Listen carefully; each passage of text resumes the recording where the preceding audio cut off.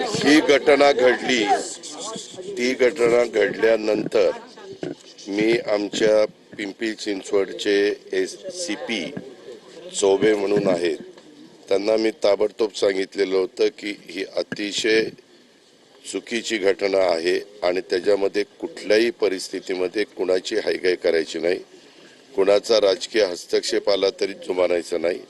ह्यामध्ये त्या मुलीला ज्या पद्धतीनं यांनी छळलेलं आहे त्या सगळ्या गोष्टी जे कोणी संबंधित असतील त्यांना ताबडतोब पकडलं गेलं पाहिजे।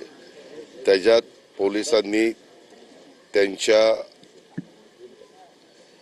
म्हणजे सासूला, म्हणजे वैष्णवीच्या सासूला, वैष्णवीच्या नंदेला, वैष्णवीच्या एका धीराला, नवऱ्याला, ह्या सगळ्यांना पकडल्यानंतर त्यांचे सासरे आणि एक दीर हे सापडत नव्हते।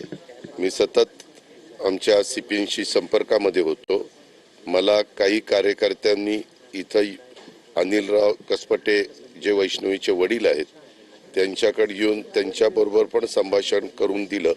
त्यावेळेस मी बाहेरगावी होतो। मी त्यांना सांगितलं की मी कोल्हापूरहून संध्याकाळी आज येणार आहे, मी आल्यावर तुम्हाला भेटायला येतो, तुम्ही मनमोकळेपणाने तुम्ही असाल, तुमचे मिसेस असतील किंवा तुमच्या घरातले जे कोणी सहकारी असतील त्यांनी मला स्पष्टपणे काही गोष्टी सांगाव्यात। येताना मी CPंना पण सांगतो तिथे यायला, जे तपास करतायत त्यांनाही तिथं बोलवतो। अजून काही वेगवेगळ्या पद्धतीची माहिती असेल तर ती पण दिली गेली पाहिजे। ह्याच्यातनं अजून एक व्यक्ती पुढे आलेली आहे, त्यांचं आडनाव चव्हाण म्हणून आहे, ज्यांनी आपल्या इथल्या छोट्या बाळाला आणत असताना चुकीच्या पद्धतीनं काही गोष्टी केलेल्या आहेत, ते रेकॉर्डवर आलेलं आहे। त्यांच्याबद्दल पण टीम पाठवल्यात। काल टीम पहिल्या 3 होत्या, आम्ही वाढवायला सांगितल्या। वाढवल्यानंतर CPंनी सांगितलं होतं सगळ्या टीमलाच की आज जर ते मिळाले नाही तर मग म्हणले ज्या काही पुढच्या गोष्टी करायच्या ते मला नाईलाजास्तव कराव्या लागतील।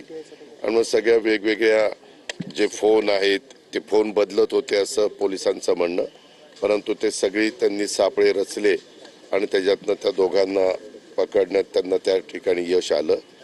कुठल्याही परिस्थितीत त्यांचे PC घेऊन ह्यामध्ये वेगवेगळी जी कलमं आहेत त्या कलमाचा अंतर्भाव करून हे सगळी केस अतिशय चांगल्या पद्धतीच्या सरकारी वकील, मी त्यांनाही कुटुंबियांना विचारलं की तुमचं काय म्हणणं आहे, त्यांनी 1-2 नावं दिलेली आहेत, त्यांच्याशी पण आम्ही बोलणार आहे, कारण उद्याच्याला सरकारी वकिलांच्यावर पण कुठलाही दबाव येता कामा नये।